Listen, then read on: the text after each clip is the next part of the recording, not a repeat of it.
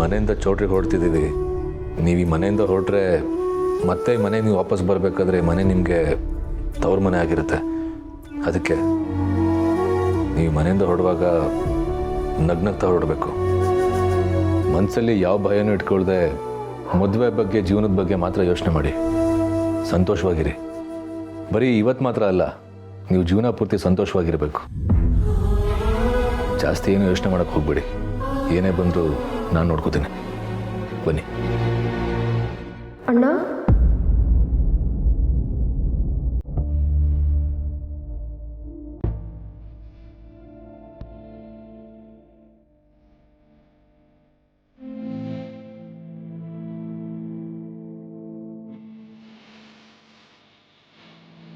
ಅಭಿಸರ್ ಅಥವಾ ಅಭಿಸರ್ನ ಕರಿಬೇಕಾ? ಯಾಕೆ? ನೀನು ನನಗೆ ಅಣ್ಣ ಅಲ್ವಾ?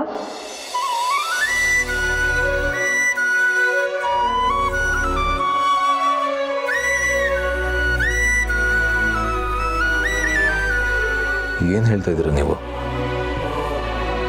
ಐ ಆಮ್ ರಿಯಲಿ ಸಾರಿ ಅಣ್ಣ. ಈ ನಿನ್ನ ತಂಗಿನ ಕ್ಷಮಿಸ್ತೀಯಾ ಪ್ಲೀಸ್?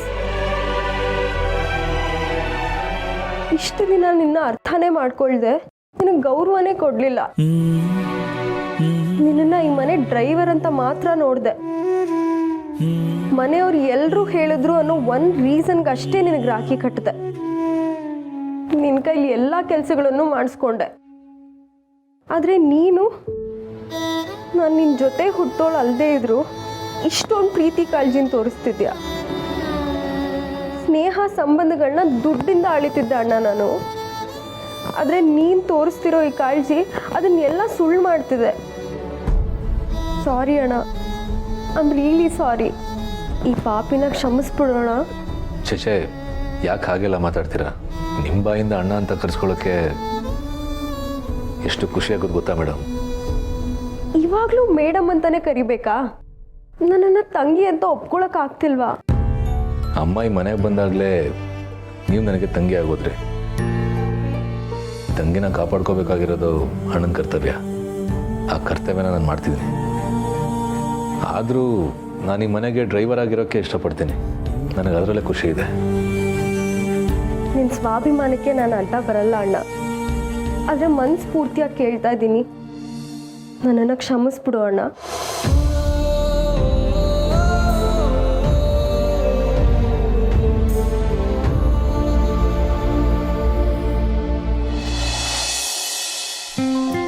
ಪೂರ್ಣಿ, ಈ ಬ್ಯಾಗು ತಗೊಂಡು ಹೋಗ್ಬೇಕಲ್ಲ?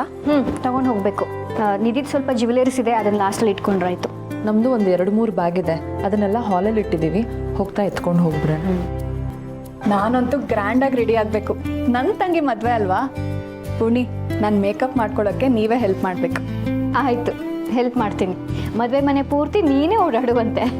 ಇಲ್ಲ ಇಲ್ಲ, ನಾನು ಒಬ್ಳೆ ಅಲ್ಲ, ಎಲ್ಲರೂ ಓಡಾಡಬೇಕು. ನನಗೆ ನಮ್ಮ ಸಿರಿ ನಗು ಅಂದರೆ ತುಂಬ ಇಷ್ಟ. ಅವಳು ಮನೆ ತುಂಬ ನಕ್ನಗ್ತಾ ಓಡಾಡ್ತಿದ್ರೆ ಮನೆ ತುಂಬ ಕಳೆ ಇರುತ್ತೆ. ಹಾಗೆ ಮದುವೆ ಮನೇಲೂ ಹೀಗೆ ನಕ್ನಗ್ತಾ ಓಡಾಡ್ತಿದ್ರೆ ಮದುವೆ ಮನೆಗೆ ಸೀರಿಯಲ್ ಸೆಟ್ಟೇ ಬೇಡ, ಸಿರಿ ನಗುನೇ ಸಾಕು. ಸಂಧ್ಯಾ, ಇದೆಲ್ಲ ಯಾಕೋ ಅತಿ ಆಯ್ತು ನಿಂದು. ಏನಿಲ್ಲ, ಅಣ್ಣ ನಿನ್ನ ನಗು ನೋಡಿನೇ ಫ್ಲಾಟ್ ಆಗಿರೋದು ಅಂತ ಗೊತ್ತು. ಅಣ್ಣ ಯಾವಾಗಲೂ ಹೇಳ್ತಿರ್ತಾನೆ, ಸಿರಿ ನಗ್ತಿದ್ರೆ ಅವನ ಬದುಕಲ್ಲಿ ಕತ್ಲೇನೇ ಇರಲ್ಲ ಅಂತ. ಸಂಧ್ಯಾ, ನೋಡು ನೋಡು, ಈಗಲೂ ಎಷ್ಟು ಚೆನ್ನಾಗಿ ನಗ್ತಿದ್ಯಾ ಅಂತ. Hello hello hello. ನನಗೆ ಮನಸ್ಸಲ್ಲಿ ಏನೇ ಸ್ಟ್ರೆಸ್ ಇರಲಿ, ಸಿರಿ ನಗು ನೋಟ್ ಕೂಡಲೇ ಆ ಸ್ಟ್ರೆಸ್ ಎಲ್ಲ ಹೋಗ್ಬಿಡುತ್ತೆ. ಸಿರಿ ನಗು ಏನೋ ಹೌದು, ಆದರೆ ನಿಮ್ಮ ಅಣ್ಣ ಏನಕ್ಕೆ ನಗೋದೇ ಇಲ್ಲ, ಯಾವಾಗಲೂ ಅಂತಾನೆ ಇರ್ತಾರೆ. ಅವನಿಗೆ ಬೋಂಡ ಅಂದರೆ ಇಷ್ಟ, ಅದಕ್ಕೆ ಯಾವಾಗಲೂ ಬೋಂಡ ಥರ ಅಂದ್ಕೊಂಡೇ ಇರ್ತಾನೆ. ಹಲೋ ಹಲೋ, ಯಾರು? ಮೇಡಮ್, ನಾವು ತಾವರೆಕೆರೆ ಸ್ಟೇಷನಿಂದ ಮಾತಾಡ್ತಾ ಇದ್ದೀವಿ. ದತ್ತ ಮತ್ತು ರವೀಂದ್ರ ನಿಮ್ಮನೆಯವರೇ ಅಲ್ವಾ? ಅವ್ರ ಜೇಬಲ್ಲಿ ನಿಮ್ಮ ನಂಬರ್ ಸಿಕ್ತು, ಅದಕ್ಕೆ ಕಾಲ್ ಮಾಡಿದೆ. ಹೌದು, ಏನು ಹೇಳಿ? ಅವ್ರಿಗೆ ಆಕ್ಸಿಡೆಂಟ್ ಆಗಿದೆ ಮೇಡಮ್.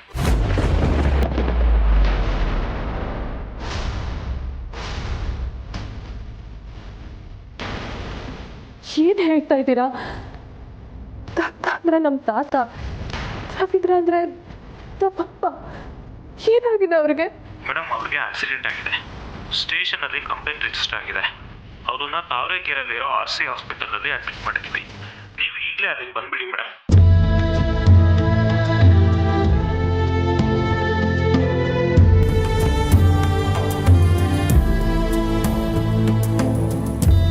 ಸಿರಿ, ಏನಾಯ್ತು? ಯಾಕೆ ಅಳ್ತಿದ್ಯಾ? ಸದ್ಯ ತಾತ ಮತ್ತೆ ಅಪ್ಪಂಗೆ ಆಕ್ಸಿಡೆಂಟ್ ಆಗಿದೆ ಅಂತೆ.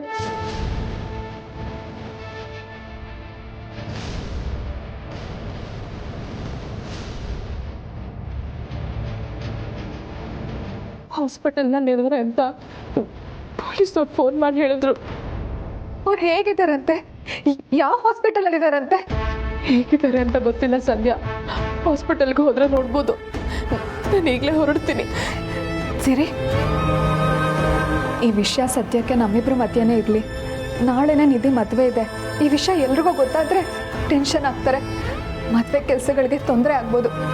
ನಡಿ, ನಾನು ನಿನ್ನ ಜೊತೆ ಬರ್ತೀನಿ. ಹಾಸ್ಪಿಟಲ್ಗೆ ಈಗಲೇ ಹೋಗೋಣ.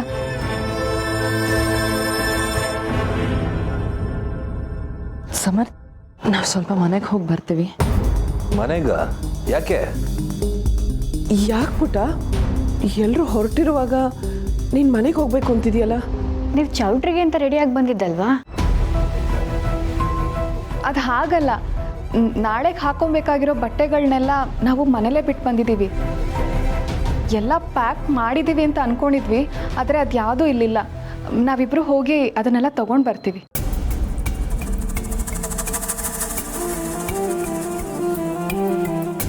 ಏನಮ್ಮ ಇದು, ಮದುವೆಗೆ ಬೇಕಾಗಿರೋ ಡ್ರೆಸ್ ಬಿಟ್ಟು ಇನ್ನೆಲ್ಲ ಪ್ಯಾಕ್ ಮಾಡ್ಕೊಂಡು ಬಂದಿದ್ದೀರಾ? ಸರಿ, ಬೇಗ ಹೊರಡಿ. ಅದನ್ನೆಲ್ಲ ತಗೊಂಡು ಸೀದಾ ಚೌಟ್ರಿಗೆ ಬಂದ್ಬಿಡಿ. ಆಯಿತು, ಹಾಗೆ ಮಾಡ್ತೀವಿ.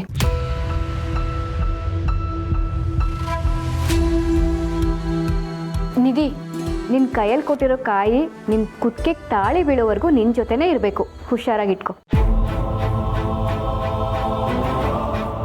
ನಿಧಿ, ಏನು ಯೋಚನೆ ಮಾಡ್ತಾ ಇದೀಯಾ? ಪೂರ್ಣಿ ಹೇಳಿದ್ ಕೇಳಿಸ್ತು ತಾನೆ? ಹಾಂ, ಕೇಳಿಸ್ತು. ಚಿನ್ಕುಡ್ಲಿ, ಯಾಕೆ ಬೇಜಾರಾಗಿದೆಯಾ? ನೀನು ಈ ಮನೆಯಿಂದ ಆಚೆ ಹೋಗುವಾಗ ನಮ್ಗೆ ಯಾರಿಗೂ ಹೇಳ್ದೆ ಕದ್ದು ಮುಚ್ಚಿ ಖುಷಿಯಿಂದ ಆಚೆ ಹೋಗ್ತಿದ್ದೆ. ಈಗ ನಾವೇ ನಿನ್ನನ್ನು ಕಳಿಸ್ಕೊಡ್ತಿದ್ದೀವಿ, ಆದರೂ ಬೇಜಾರಾಗಿದೆಯಾ?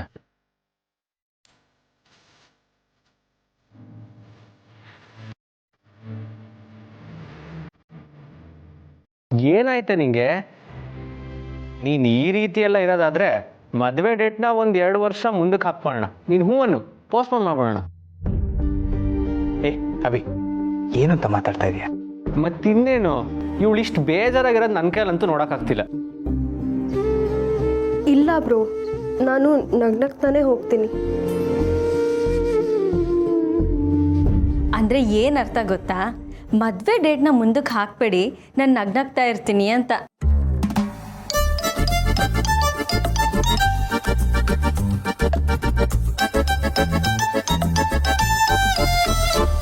ಮಾಧವ್ ಅವರೇ,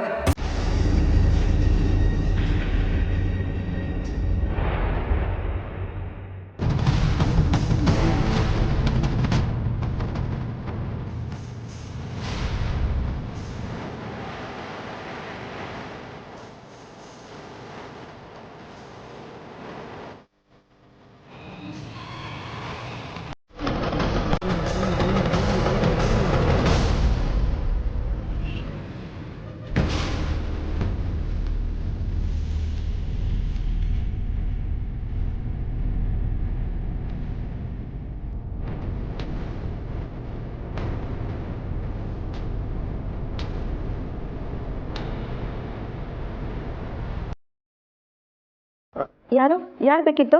ಸಿಸ್ಟರ್, ಇಲ್ಲಿ ದತ್ತಾತ್ರೇಯ ಅಂತ. ತಾತ,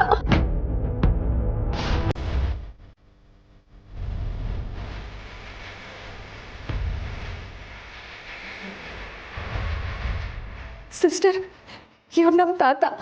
ಏನಾಯ್ತು ಇವ್ರಿಗೆ? ಹೇಗಿದ್ದಾರೆ ಇವರು? ನೋಡಿ, ಅವ್ರಿಗಿನ್ನೂ ಪ್ರಜ್ಞೆ ಬಂದಿಲ್ಲ. ಅವ್ರ ಕಂಡೀಷನು ಈಗಲೇ ಏನೂ ಹೇಳೋಕ್ಕಾಗಲ್ಲ. ತಕ್ಷಣ ಅವ್ರನ್ನ ICUಗೆ ಶಿಫ್ಟ್ ಮಾಡಬೇಕು ಅಂತ ಡಾಕ್ಟರ್ ಹೇಳಿದ್ದಾರೆ. ನೀವು ಅವ್ರ ಮನೆಯವರಾ? ಹಾಗಿದ್ರೆ ಇದಕ್ಕೊಂದು ಸೈನ್ ಮಾಡಿ.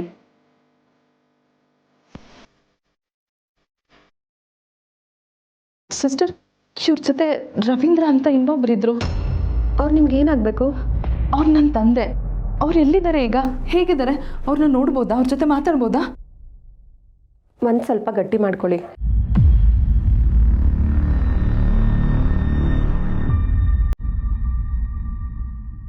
ಏನು ಹೇಳ್ತಿದ್ದೀರಾ ಸಿಸ್ಟರ್? ಕರ್ಕೊಂಡೋಗಿ. ಬನ್ನಿ.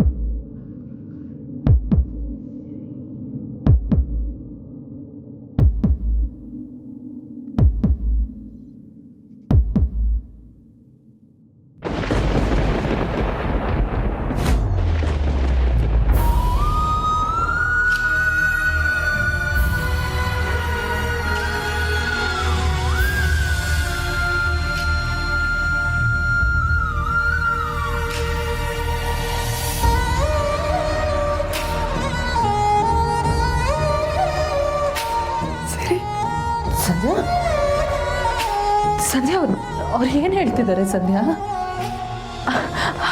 ಅದು ನಮ್ಮ ಅಪ್ಪ ಅಲ್ಲ, ಅವ್ರು ಏನೇನೋ ಹೇಳ್ತಾ ಇದ್ದಾರೆ ಸಂಧ್ಯಾ. ಅದು ನಮ್ಮ ಅಪ್ಪ ಆಗಿರೋದಕ್ಕೆ ಸಾಧ್ಯನೇ ಇಲ್ಲ ಸಂಧ್ಯಾ, ಸಾಧ್ಯನೇ ಇಲ್ಲ. ನಮ್ಮಪ್ಪ ಅಲ್ಲ.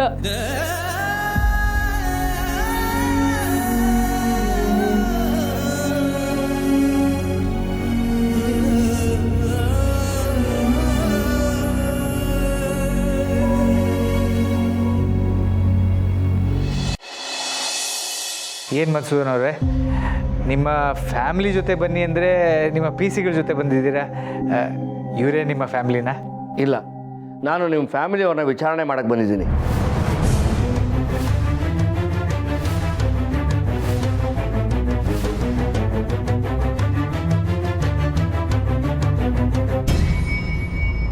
ನಮ್ಮ ಫ್ಯಾಮಿಲಿಯವ್ರನ್ನ ವಿಚಾರಣೆ ಮಾಡೋದಕ್ಕ? ಯಾಕೆ? ಕ್ಷಮಿಸಿ ಮಿಸ್ಟರ್ ಮಾಧವ್ ಅವರೇ, ಇಂಥ ಸಮಯದಲ್ಲಿ ನನಗೆ ಬರೋಕ್ಕೆ ಇಷ್ಟ ಇರಲಿಲ್ಲ.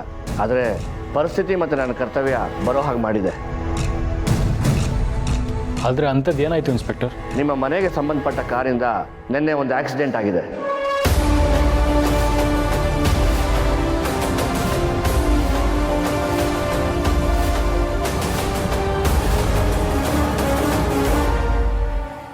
ಆಕ್ಸಿಡೆಂಟಲ್ಲಿ ಸ್ಪಾಟಲ್ಲೇ ಒಬ್ಬ ವ್ಯಕ್ತಿ ಜೀವ ಕಳ್ಕೊಂಡಿದ್ದಾರೆ.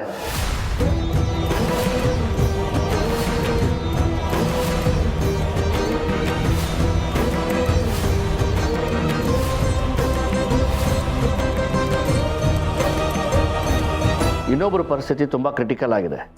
ನಿನ್ನೆ ರಾತ್ರಿ ಆಕ್ಸಿಡೆಂಟ್ ಆದಮೇಲೆ ಕಾರು ನಿಲ್ಲಿಸಲಿಲ್ಲ. Hit and run case file ಆಗಿದೆ.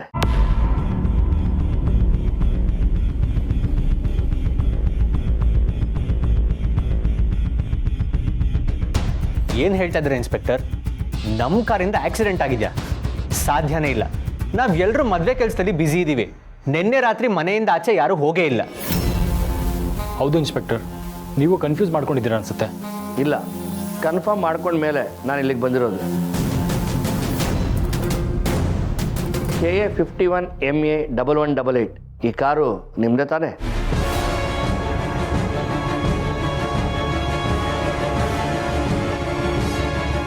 ಹೌದು, ಇದು ನಮ್ಮ ಕಾರ್ ನಂಬರೇ. ಆದರೆ ಕಾರು ಮನೆ ಹತ್ರನೇ ಇದೆ. ರಾತ್ರಿ ಯಾರೂ ಆಚೆ ಹೋಗಿಲ್ಲ. ಸಾರಿ ಮಹೇಶ್, ನನ್ನ ಕೆಲಸ ನಾನು ಮಾಡಲೇಬೇಕು. ಇನ್ವೆಸ್ಟಿಗೇಷನ್ಗೆ ಪ್ಲೀಸ್ ಕೋಆಪರೇಟ್.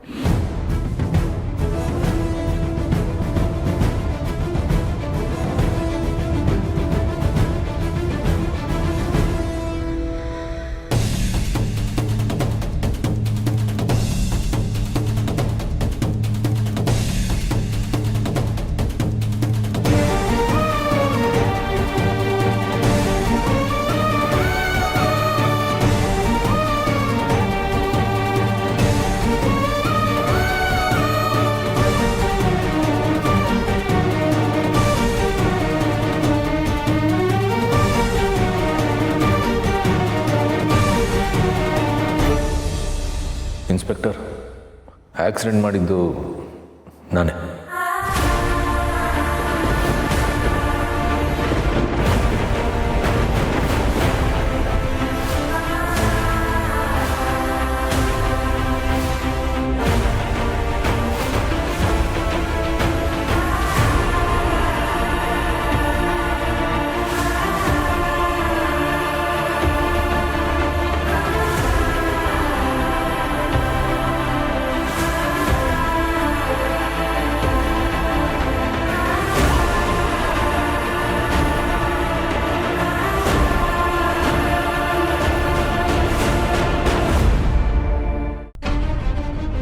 ಸುಳ್ಳು ಹೇಳ್ಬೇಡ ನೀನು.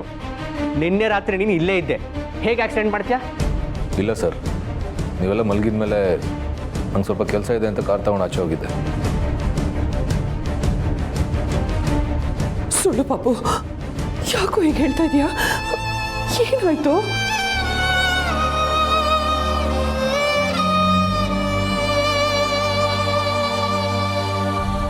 ಸರ್, ಅವನು ಸುಮ್ಮನೆ ಏನೇನೋ ಹೇಳ್ತಾ ಇದ್ದಾನೆ. ಅವನು ಆಕ್ಸಿಡೆಂಟ್ ಮಾಡೋದಕ್ಕೆ ಸಾಧ್ಯನೇ ಇಲ್ಲ.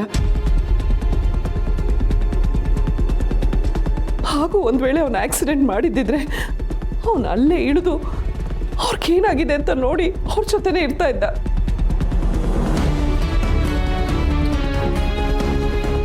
ನನ್ನ ಮಗನ ಅಂತ ಗುಣ ಇನ್ಸ್ಪೆಕ್ಟರ್, ಈ ಆಕ್ಸಿಡೆಂಟ್ ಆಗೋದಕ್ಕೆ ಸಾಧ್ಯನೇ ಇಲ್ಲ. ಸಮರ್, ಯಾಕೆ ಹೀಗೆಲ್ಲ ಮಾತಾಡ್ತಿದ್ಯಾ? ಏನು ನಡೆದಿದೆ ಅನ್ನೋದನ್ನು ಸರಿಯಾಗಿ ಹೇಳು. ಹೇಳ್ತಿದ್ದೀನಲ್ಲ ಸರ್, ರಾತ್ರಿ ಯಾವುದೋ ಕೆಲಸದ ಮೇಲೆ ಆಚೆ ಹೋಗಿದ್ದೆ, ಬರುವಾಗ ಆಕ್ಸಿಡೆಂಟ್ ಆಗೋಯ್ತು. ಗಾಬರಿಗೆ ಏನು ಮಾಡಬೇಕು ಅಂತ ಗೊತ್ತಾಗದೆ ಕಾರ್ ನಿಲ್ಲಿಸದೆ ವಾಪಸ್ ಬಂದ್ಬಿಟ್ಟೆ. ಇವ್ರು ಹೇಳ್ತಾ ಇರೋದೆಲ್ಲ ಸರಿಯಾಗೇ ಇದೆ. ಸಾರಿ ಮಹೇಶ್, ನಾನು ಇವ್ರನ್ನ ಅರೆಸ್ಟ್ ಮಾಡಬೇಕಾಗತ್ತೆ.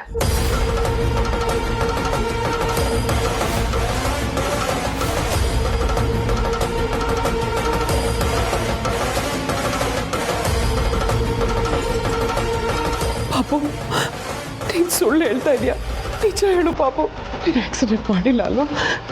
ಏನಾಯ್ತು ಅಂತ ನಿಜ ಹೇಳು. ಕಾನ್ಸ್ಟೇಬಲ್,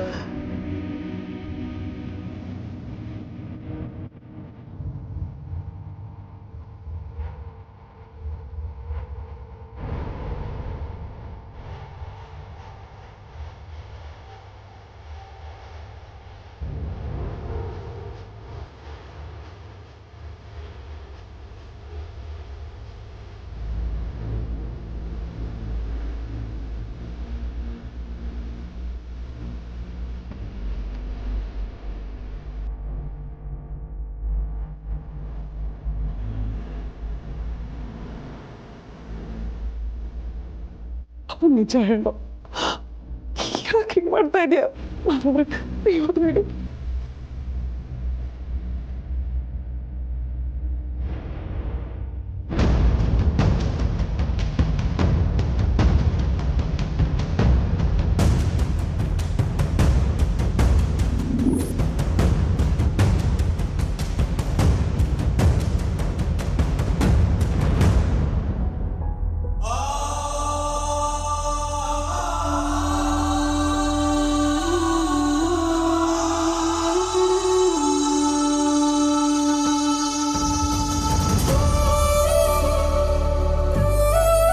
ಅಮ್ಮ ಅಮ್ಮ ಅಮ್ಮ ಅಮ್ಮ ಸಮಾಧಾನ ಮಾಡ್ಕೊಳ್ಳಿ. ಸಮರ್ ತಪ್ಪು ಮಾಡಿಲ್ಲ ಅಂತ ನನಗೆ ಗೊತ್ತು. ಅಮ್ಮ, ನೀವೇನು ಯೋಚನೆ ಮಾಡಬೇಡಿ, ಸಮರ್ಥನ ನಾವು ಬಿಡಿಸ್ಕೊಂಡು ಬರ್ತೀವಿ. ನೀವು ಸಮಾಧಾನ ಮಾಡ್ಕೊಳ್ಳಿ.